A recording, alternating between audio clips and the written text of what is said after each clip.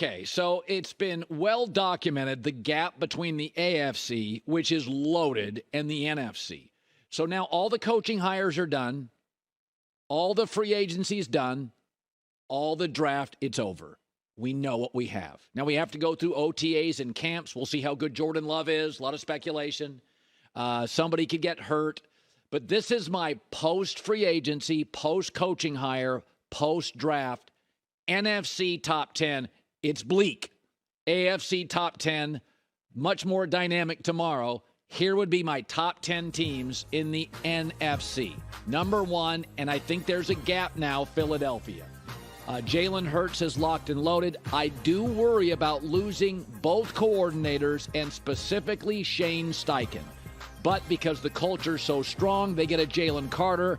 They are loaded on both lines, offense and defense. Jalen Carter, to me, was the best player in the draft. They lost some linebackers. I just want to see them without Shane Steichen. The good news, they have an offensive coach, so the drop-off shouldn't be significant. Eagles at 1. Niners at 2, but they don't have a Jalen Hurts at quarterback. So my guess is they'll be playing in Philadelphia in the postseason. Javon Hargrave, another good defensive lineman. It is a full season with Christian McCaffrey. For the record, they were 12-1 when Christian McCaffrey was in the starting lineup. It's a team that's getting a little old in the tooth.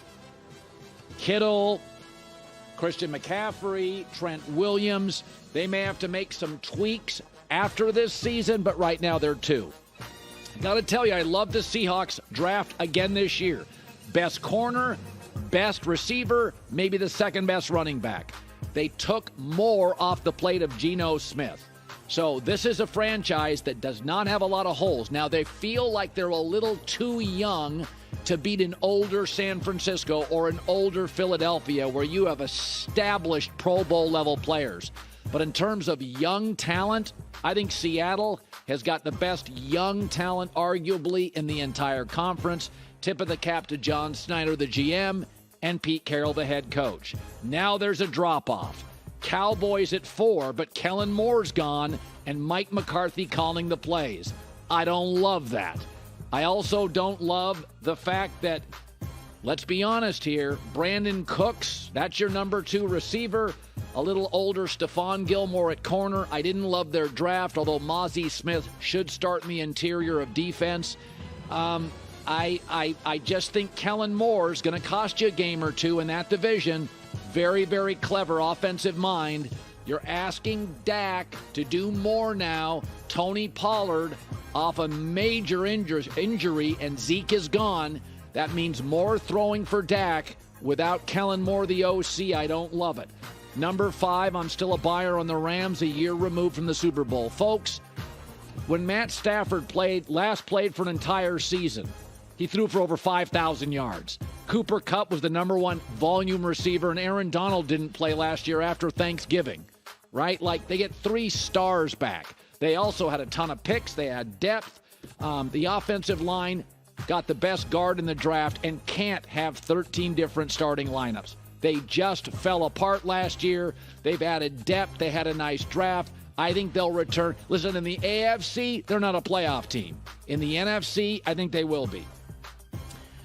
Number 6, I'm going to go with the Lions.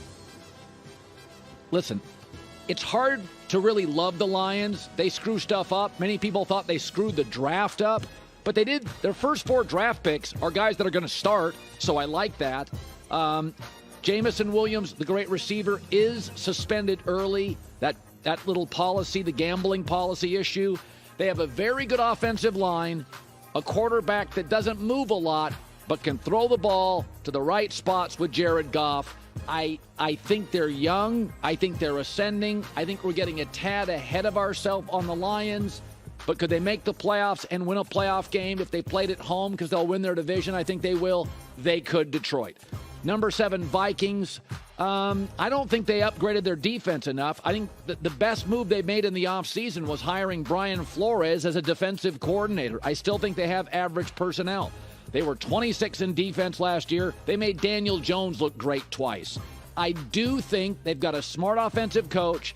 They add Jordan Addison. The offense will be fine. But I don't doubt their offense much. I know what it is. It's top 10, top 12. I just don't think they did enough to the defense. Number 8, the Giants added a very good tight end, Darren Waller. Still don't love their offensive line. Don't love their receiving core.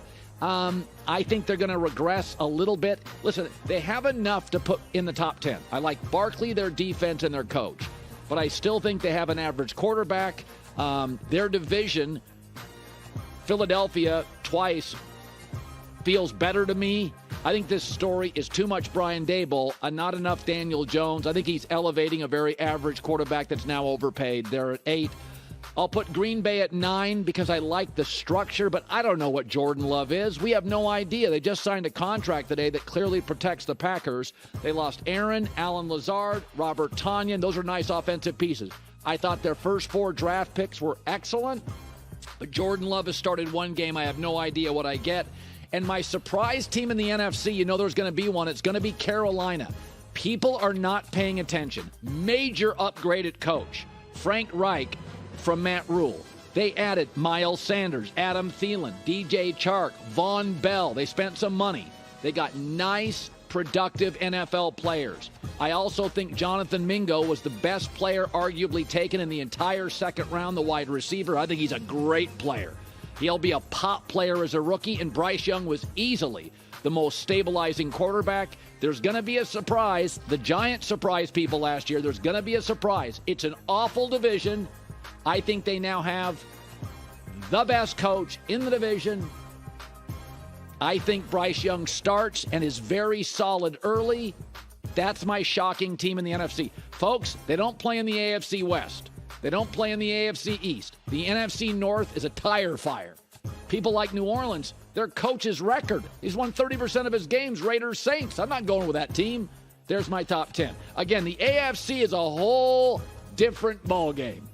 I mean, I think outside of Philadelphia and the Niners, does anybody in the AFC, anybody in the NFC make the AFC? I know, Seattle's talented, but young. Their best players are all kids. J-Mac? Way, way, way too high on the Rams. They are, I mean, their season win total in Vegas right now is 7.5, so you're irrationally high. You're missing the Saints. Your guy, Derek Carr, no love here. I just looked at their schedule. They play the Colts on the road. They play the Rams on the road, the Packers, Texans, the Patriots. None of those teams are good. Do you think coaching matters? Dennis Allen? They have a defensive head coach who in 2 stops wins 30% of his games. Didn't have a quarterback.